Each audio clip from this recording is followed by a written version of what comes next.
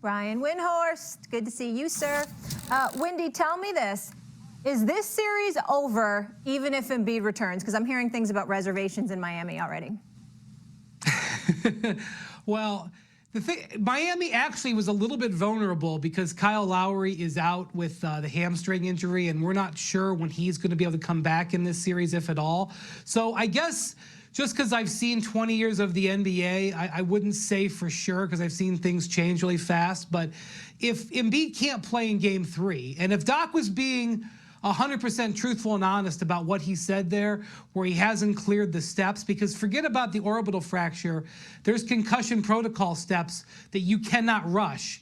And if I'm taking him literally at his word, I think it would be difficult for Joel to get cleared in time for 3, and no one's coming back from 3-0. So I don't think the Sixers are equipped to win 4 out of 5 against the Heat unless Embiid is a really strong aspect of it, even without Kyle Lowry. So they're in big trouble, and they're in big trouble especially when this offseason comes, because the way, how low is it going to go for the casinos when the over-under on James Harden? They got the over-under all the way down to 23 for him, 23 points for him last night. He still didn't hit the over.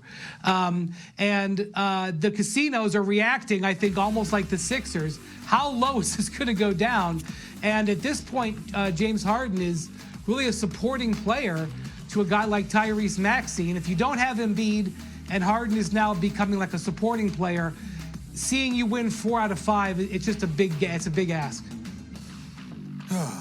Wendy's such a nice guy. He says, it's good to see you, buddy. He's such a, people don't realize how much of a nice guy. I mean, he's got that, you know, that nice little chubby face, that lovable face. He's like, you know what I was thinking? Hold on, I gotta say one thing. Wendy, you have great skin. He does. When you were saying you've got 20 years of covering the NBA, I'm like, that's right. No I'm jealous. Look at that skin.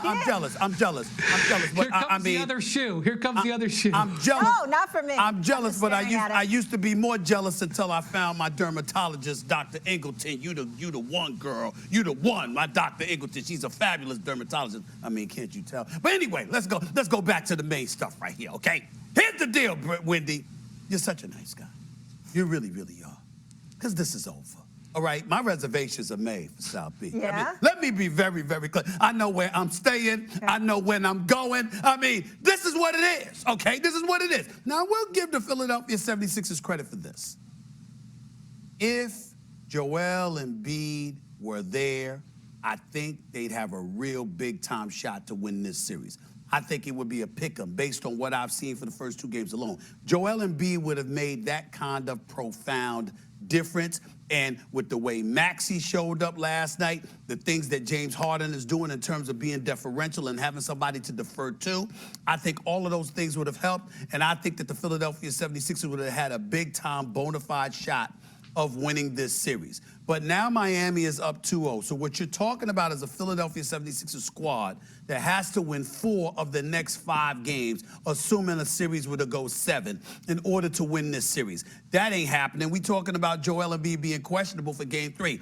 I personally think there's a shot that he'll be there because he knows the season is on the line. They ain't coming back from an 0-3 deficit. So to me, if he doesn't play in Game 3, then he's really finished, because Game 3 would be back in Philadelphia, would be the time to come back. If we don't see him for Game 3, I don't think we're going to see him for Game 4, because it's going to be over if they go down 0-3. That's just how I feel about it, okay? But right now, when we look at the Miami Heat, they just seem to just turn it on with the Philadelphia 76ers, particularly when they choose. You go up in the first half, you up 12-13. Then Philadelphia catches up. They might even take a lead at halftime. Then they come back and they turn it on again. It's like they seem to be up and down, because I don't know if they're taking Philadelphia as seriously as they should, because they know there's no Embiid out there. So they turn on the afterburners, they get a lead, and then after that, they lag off a little bit. And then when Philadelphia makes it interesting, they say, okay, let's stop playing games and let's close this deal out right now.